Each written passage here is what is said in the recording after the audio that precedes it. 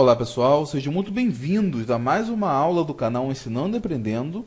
E hoje eu vou falar sobre mais uma propriedade dos compostos iônicos. Vou falar especificamente de sua solubilidade, em especial de sua solubilidade em água. Tá ok? Então, vamos para a aula. Tudo vai se basear no seguinte: como que eu sei que um determinado sólido iônico, que um determinado sal, que um determinado composto iônico vai ser solúvel ou não em água? A maneira mais fácil de saber disso é: pegue um becker, encha esse becker com água, pegue alguns cristais do seu sólido iônico, coloque nesse becker com água, agite, agite, agite. Se ele desaparecer, entre aspas, ele solubilizou. Se não, ele é um sólido insolúvel. Certo? Simples assim. Agora, o que há por trás disso? Quais são os parâmetros termodinâmicos, quais são os parâmetros moleculares, quais são os parâmetros iônicos por trás da solubilidade de um determinado sólido iônico? Se ele vai ser solúvel ou não. Bom, vai ser isso que nós vamos tentar ver na aula de hoje. Primeiro de tudo, vamos imaginar o que acontece aqui dentro. O que acontece dentro do becker quando um determinado sólido se solubiliza. Então, imagine que eu tenho um determinado cristal, eu estou representando esse cristal por esse cubo com essas bolinhas vermelhas e azuis. Na verdade, essa seria a representação dos cátions e dos ânions num retículo cristalino. Nós já vimos que eles estão ligados fortemente uns com os outros, então, para separá-los, é necessário fornecer energia. Bom, quem vai separá-los? Quem vai separá-los serão as moléculas de água, que eu estou representando como sendo um ambiente de solvatação. Primeira coisa, as moléculas de água vão se aproximar desse sólido. O polo positivo da água, ou seja, os átomos de hidrogênio, se orientarão em direção ao ânion, enquanto os polos negativos da água, os átomos de oxigênio, se orientarão em direção ao cátion. Eles irão interagir um com o outro, e se essa interação do íon com a água for uma interação mais forte do que o íon com o próprio íon, nós temos então a separação do cátion e do ânion, e portanto o sistema será solúvel. Ele irá, entre aspas, desaparecer. Numa situação como essa, nós temos o ânion rodeado de moléculas de água, lembrando que o átomo de hidrogênio que apontará para o ânion, enquanto o cátion estará rodeado também de moléculas de água, porém com átomos de oxigênio apontando para ele. Esse conjunto de moléculas de água que envolve o cátion, nós chamamos de esfera de hidratação, ou camada de hidratação.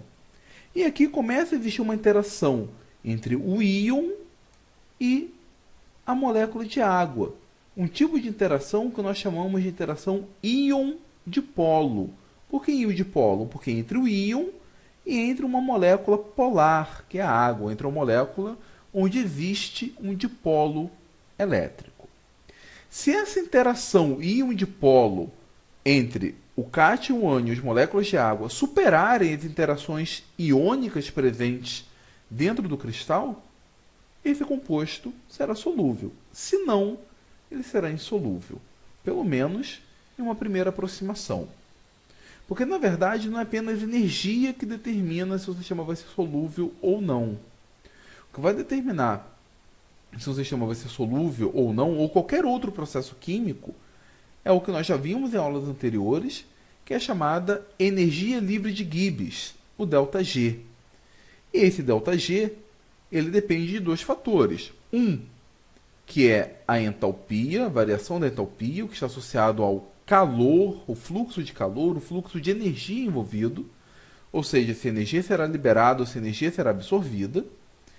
E outro parâmetro é a variação da entropia, o ΔS, que eu vou pedir mais uma vez desculpas aos físico-químicos, e eu vou falar que a entropia está associada com a desordem do sistema. No caso do processo de solubilidade, a entropia sempre vai favorecer. Por quê? Se eu tenho um sólido iônico, esse sólido iônico ele está num sistema bem organizado, tá, o cátion e o ânion interagindo com outros de maneira bem organizada. Quando eu coloco eles em água, e caso ele seja solúvel, as moléculas de água irão separar o cátion do ânion, eu vou ter um sistema muito mais desorganizado. Então, a entropia sempre vai favorecer o processo de solubilidade. Tá ok? É um assunto que a gente não se preocupa muito, porque na verdade o gargalo que vai definir se vai ser solúvel ou não fica por conta da entalpia, uma vez que a entropia sempre vai favorecer.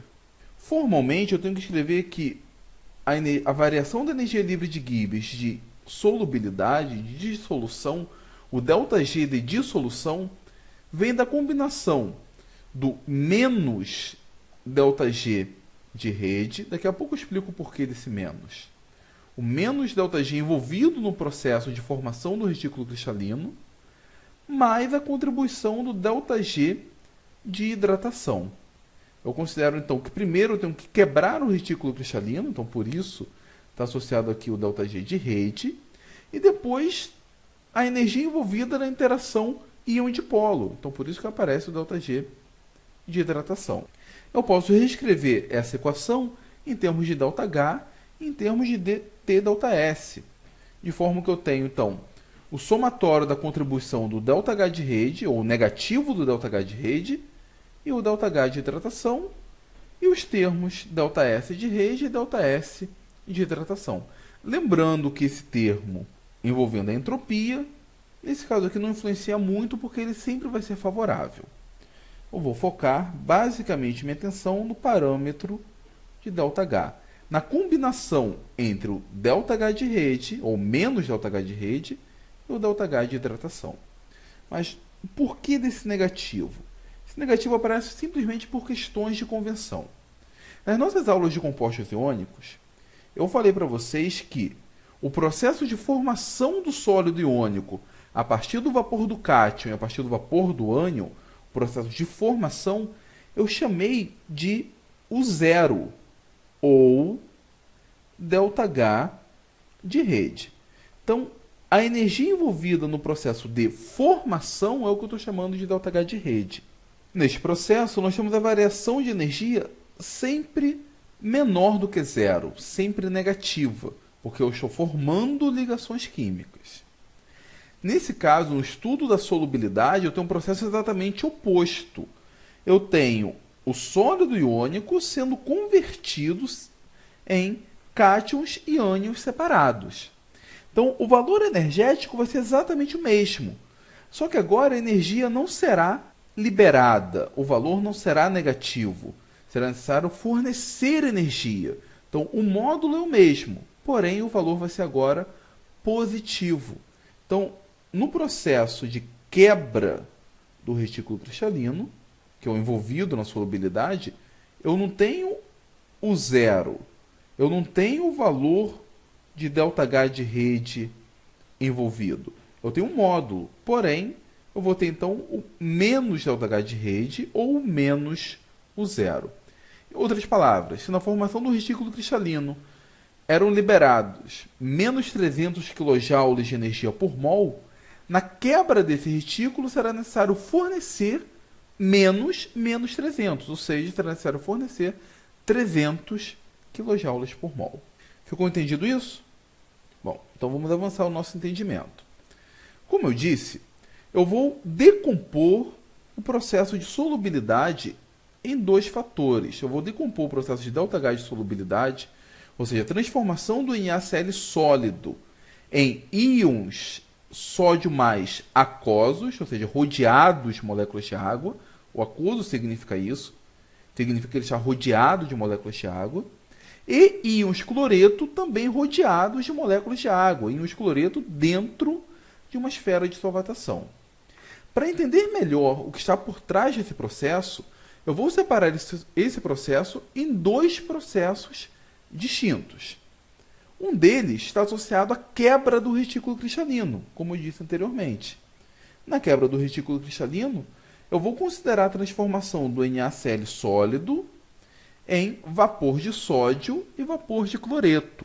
Quando eu pego o vapor de sódio e vapor de cloreto e transformo em NaCl sólido, cloreto de sódio sólido, eu tenho, envolvido energeticamente nesse processo, o ΔH de rede. Como eu tenho agora o processo oposto, como disse no slide anterior, eu tenho então o menos ΔH de rede. Lembre-se que esse processo sempre será um processo positivo. Eu sempre vou fornecer energia para o sistema se eu quiser separar os íons. E aí, uma vez que eu tenha o vapor de sódio e o vapor de cloreto, eu vou transformar esse vapor de sódio e vapor de cloreto em sódio aquoso e cloreto aquoso.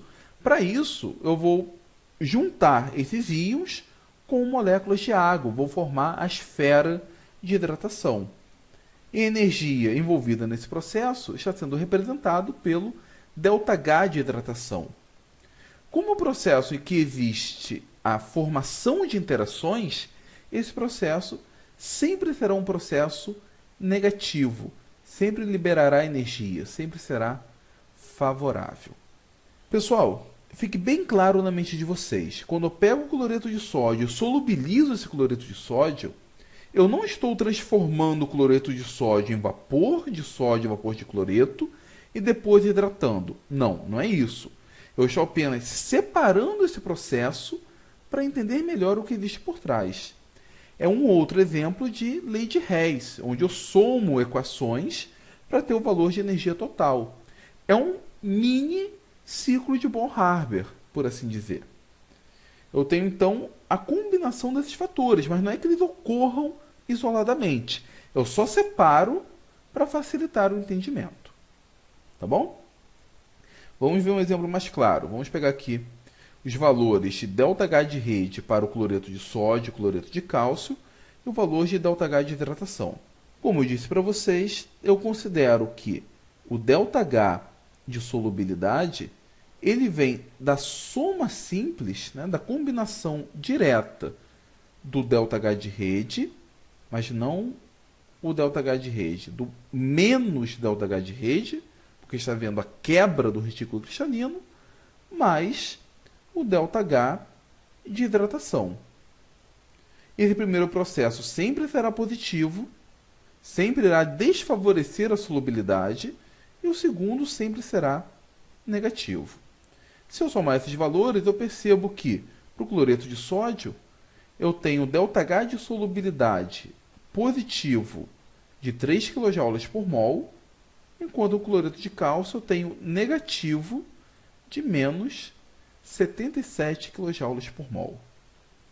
Num primeiro momento, se a solubilidade dependesse apenas do parâmetro ΔH, eu poderia afirmar que o cloreto de cálcio é solúvel e o cloreto de sódio não é solúvel. Mas, como disse, não depende apenas do ΔH, depende também da entropia. E aí, a entropia, sendo sempre favorável, é capaz de superar esse problema que ocorre no cloreto de sódio. Todos nós sabemos que o cloreto de sódio ele é muito solúvel.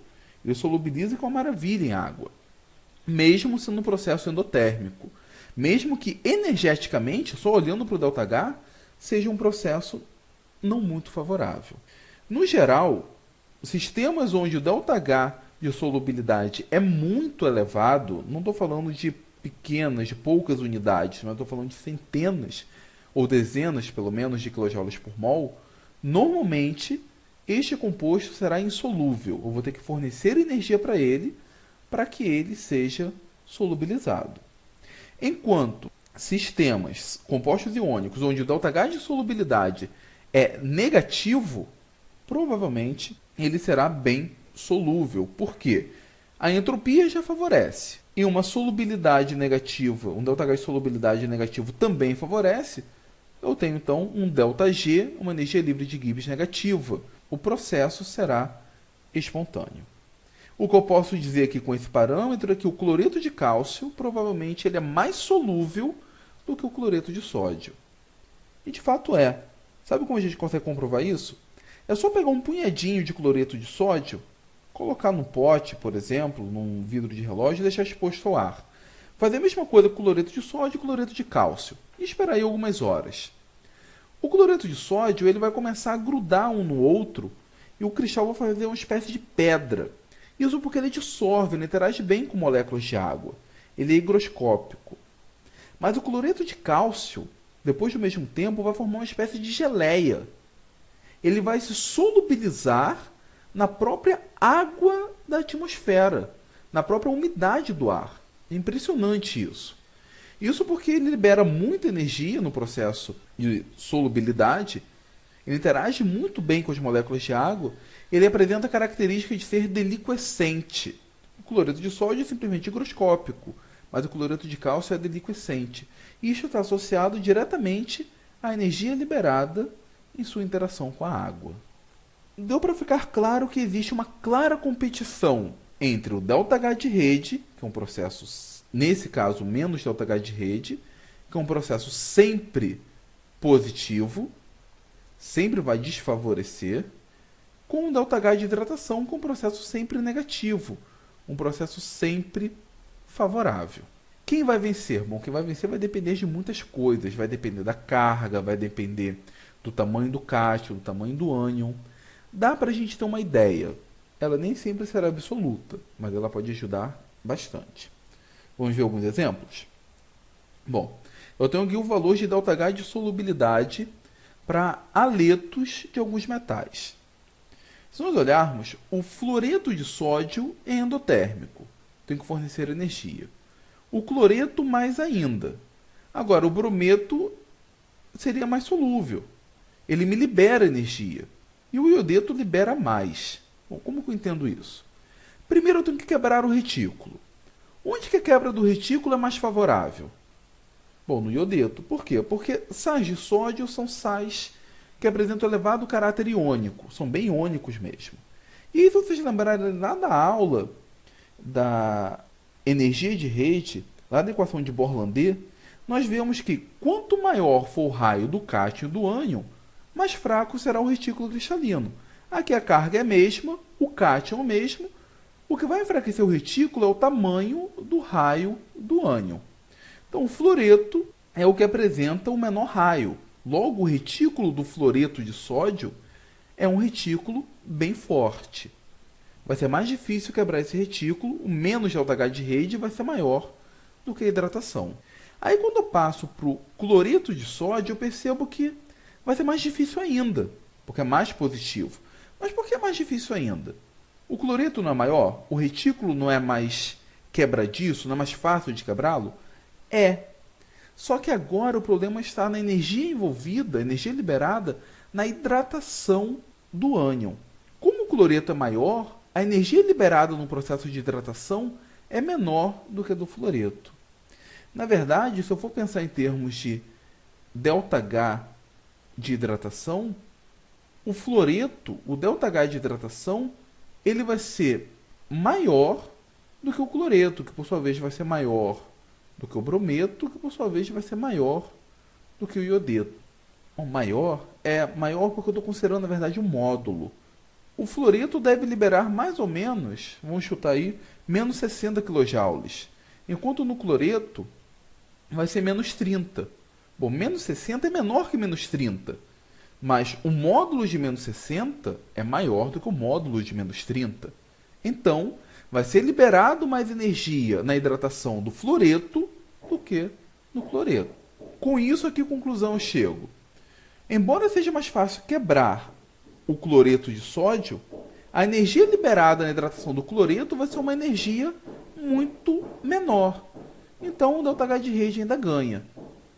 No brometo, bom, vai ser mais difícil hidratar o brometo e o iodeto. Só que o retículo está tão frágil, vai ser tão quebradiço, que aí nós temos valores negativos para a solubilidade. Viram que olha eu vou olhar um, olha eu vou olhar o outro? Agora no caso do magnésio. No magnésio, eu tenho o módulo da solubilidade sempre aumentando. O iodeto é muito mais solúvel do que o brometo, que o cloreto, do que o fluoreto. Mas no iodeto não vai ser mais difícil a hidratação dele? Vai. Só que nesse caso, o ΔH de rede vai ser muito menor no iodeto de magnésio do que no fluoreto. Por quê? Bom, primeiro, que o raio do iodeto é maior. Mas aqui entra também a covalência, o fator covalente. Lembram lá na aula de poder polarizante e polarizabilidade? O magnésio tem um elevado poder polarizante. O brometo e o iodeto têm uma polarizabilidade considerável. A gente consegue enfraquecer muito esse retículo cristalino. E além disso, a hidratação do magnésio é muito favorável. Ele é um cátion menor com uma carga 2+, vai interagir muito bem com a água. A consequência disso vai ser sais bastante solúveis. E no alumínio? O alumínio tem carga 3+, vai ser um cátion que vai ser hidratado muito facilmente, vai distorcer muito mais a nuvem eletrônica do ânion, ou seja, vai enfraquecer muito o ΔH de rede. Então, conforme eu saio do fluoreto para o iodeto, o retículo cristalino vai ficando cada vez mais frágil, vai ficando cada vez mais fraco. Eu vou gerar, então, sais muito solúveis. E agora a prata? Bom, a prata nós temos outro problema. O fluoreto de prata libera energia, mas é bem difícil quebrar o retículo cristalino do fluoreto de prata. Mas a energia liberada na hidratação do fluoreto é capaz de compensar. Então nós temos energia liberada na solubilidade do fluoreto de prata. Do cloreto, brometo e iodeto em diante, mesmo enfraquecendo o retículo cristalino, mesmo deixando o retículo mais frágil, a hidratação desses ânions maiores é mais dificultada. E aí a hidratação não compensa. É mais solúvel o fluoreto, menos solúvel o cloreto, o brometo e o iodeto. Então, gente, não tem jeito. É olhar para um parâmetro, olhar para o outro, ver os parâmetros por trás do ΔH de rede, ver os parâmetros por trás da hidratação, tanto do cátion quanto do ânion, para chegar à conclusão do porquê que o ΔH de solubilidade é mais positivo ou menos positivo. Uma coisa é certa, que o ΔH de solubilidade influencia na solubilidade do composto, é certo. Quanto mais positivo for o ΔH de solubilidade, o ΔH de dissolução, provavelmente menos solúvel será o composto. A gente pode ver isso no exemplo dos sais de prata. Ao olhar por aqui, o mais solúvel seria o fluoreto e o menos solúvel o iodeto. Quando comparo esses valores com a constante de solubilidade, o KPS dos haletos de prata, a gente vê que o fluoreto de prata é solúvel, é aquele que libera energia no processo de solubilidade, porém, o cloreto tem um KPS muito baixo. E lembrando, para quem não conhece, quanto menor for o valor de KPS, menor será a solubilidade. O cloreto de prata fica ali na ordem de 10 a menos 10. O brometo, que precisa de mais energia para a solubilidade, é menos solúvel, fica da ordem de 10 a menos 13. O iodeto de prata, menos ainda, da ordem de 10 a menos 17. Ficou claro que existe essa íntima relação? Com isso, a gente consegue entender um pouco mais as tabelas de solubilidade que existem por aí. Por exemplo, sais que tenham ânions como o fosfato, o carbonato, CO3 2-, e o sulfito, normalmente são pouco solúveis. Por que são pouco solúveis? Porque são ânions com carga elevada. Essa carga elevada faz com que ele fique mais preso ao determinado cátion. E além disso, por serem ânions grandes com raio elevado, são pouco hidratados. A consequência disso é que normalmente formam sais pouco solúveis, principalmente se a carga associada a eles for elevada. Carga 2+, por exemplo, como o caso do cálcio. Por outro lado, sais contendo íons como nitrato, NO3-, NH4+, amônio, ou perclorato, ClO4-, são sais bem solúveis. E por que são bem solúveis? No caso do nitrato, do amônio, do perclorato, bom, primeiro, eles têm apenas uma carga. Faz com que a interação iônica no retículo já seja mais baixa, seja mais fácil romper o retículo cristalino. E além disso, como eles têm átomos de oxigênio e de hidrogênio, primeiro que eles não são tão elevados, não são tão grandes assim. E segundo, o fato de eles terem átomos de hidrogênio e de oxigênio permitem com que eles façam ligações de hidrogênio com a água. Isso faz com que a hidratação deles seja bem mais efetiva. Mas o fosfato, o carbonato, o sulfito também não faria ligação de hidrogênio? Faria, mas eles são ânions bem maiores. a hidratação seria mais dificultada. Ah, e o perclorato não é grande? É, tem um raio considerável, mas o fato da carga dele ser menor vai provocar um ΔH de rede mais frágil. Tá ok, galera? Ficou claro isso? É uma aula cheia de detalhe, não é a mais simples. A gente tem que olhar a contribuição do ΔH de hidratação, a contribuição do ΔH de rede, mas a gente consegue correlacionar bem. Essa então é mais uma consequência da energia de rede. Já que nós estamos falando de solubilidade de compostos iônicos, a aula que vem vai falar exatamente sobre isso. O comportamento de um cátion e um ânion em água. Como que um cátion e um ânion pode alterar o pH do meio? Ou seja, quando que eu vou ter um caso de hidrólise ácida, hidrólise básica ou não vou ter hidrólise? Esse será o tema da nossa próxima aula. Mas, enquanto isso, por favor, faça uma visita lá ao blog, ao ensinandoaprendendo.com.br. Aproveitem, dê uma olhada lá nos artigos, tem muitos artigos bons, interessantes.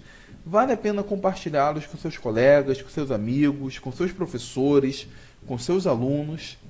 E se gostaram desse vídeo, por favor, compartilhe essa aula, deem o seu like, pois vocês vão me ajudar muito. Tem me ajudado bastante nesse projeto, mas eu continuo contando com a colaboração de vocês. Tá ok, pessoal? Então, muito obrigado e até a próxima do Ensinando e Aprendendo.